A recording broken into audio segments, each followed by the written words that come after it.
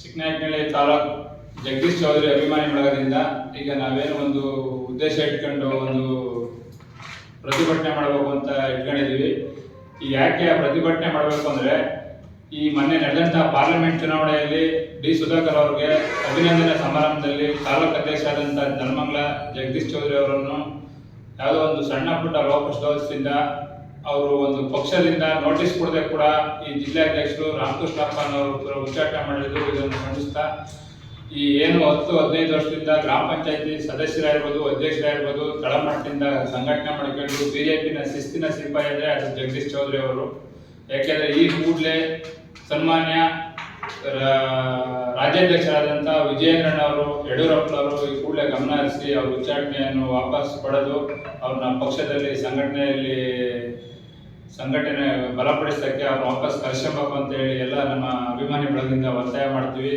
ಅವರು ಪಕ್ಷ ಅಂದರೆ ಶಿಸ್ತು ಅಂದರೆ ಪಕ್ಷ. ಇವತ್ತು ಯಾರಾದರೂ ನೆಲಮಂಗಲ ತಾಲೂಕಲ್ಲಿ ಅತಿ ಹೆಚ್ಚಾಗಿ ಲೀಡ್ ಕೊಟ್ಟು 35,000ದಿಂದ ಸುಧಾಕರ್ ಅವ್ರನ್ನ ಜೈಬೇರಿ ಬಾರಿಸಿದ್ರು. ಮುಂದಿನ ದಿನಗಳಲ್ಲಿ ಅವರು MLA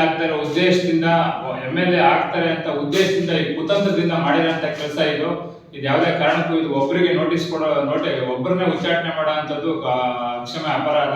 ಈಗ ಅಲ್ಲಿ ಜಿಲ್ಲಾಧ್ಯಕ್ಷರಿದ್ರು, ಸಂಸದರಿದ್ರು, MLAಗಳು ಇದ್ರು, ಎಲ್ಲ ಇದ್ರು ಕೂಡ ಜಗದೀಶ್ ಚೌಧರಿನೇ ಉಚ್ಚಾಟನೆ ಮಾಡೋದಕ್ಕೆ ಕಾರಣ ತಿಳಿಸ್ಬೇಕಾಯಿತು, ನೋಟಿಸ್ ಕೊಡ್ಬೇಕಾಯಿತು. ಯಾವುದು ಇಲ್ಲದೆ ಪಕ್ಷದಿಂದ 6 ವರ್ಷ ಉಚ್ಚಾಟನೆ ಮಾಡಿರೋದು, ಅವ್ರು MLA ಆಗ್ತಾರೆ ಅಂತ ಸಹಿಸದೆ ಕುತಂತ್ರದಿಂದ ಅವ್ರನ್ನ ಉಚ್ಚಾಟನೆ ಮಾಡಿದ್ದಾರೆ ಅಂತ ಹೇಳಿ ನಾನು ಹೇಳಕ್ಕೆ ಇಷ್ಟಪಡ್ತೀನಿ.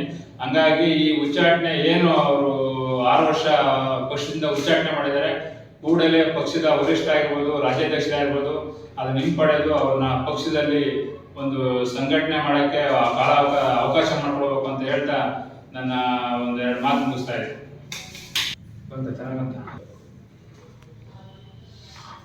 ಬಿಜೆಪಿ ಪಕ್ಷದ ಶಿಸ್ತಿನ ಸಿಪಾಯಿಯಾದಂತಹ ಜಗದೀಶ್ ಚೌಧರಿ ಅಣ್ಣನವರನ್ನು ಪಕ್ಷದಿಂದ ಉಚ್ಚಾಟನೆ ಮಾಡಿರೋ ಕ್ರಮ ಸರಿಯಿಲ್ಲ.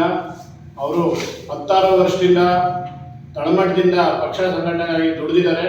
ಅವ್ರ ಉಚ್ಚಾಟನೆ ರಾಜ್ಯಾಧ್ಯಕ್ಷ ಅಂತ ವಿಜೇಂದ್ರರವರು ಅವರ ಉಚ್ಚಾಟನೆ ಕ್ರಮವನ್ನು ಪರಿಶೀಲಿಸಬೇಕಾಗಿ ಮನವಿ ಮಾಡ್ಕೊಂಡಿದ್ದೀವಿ.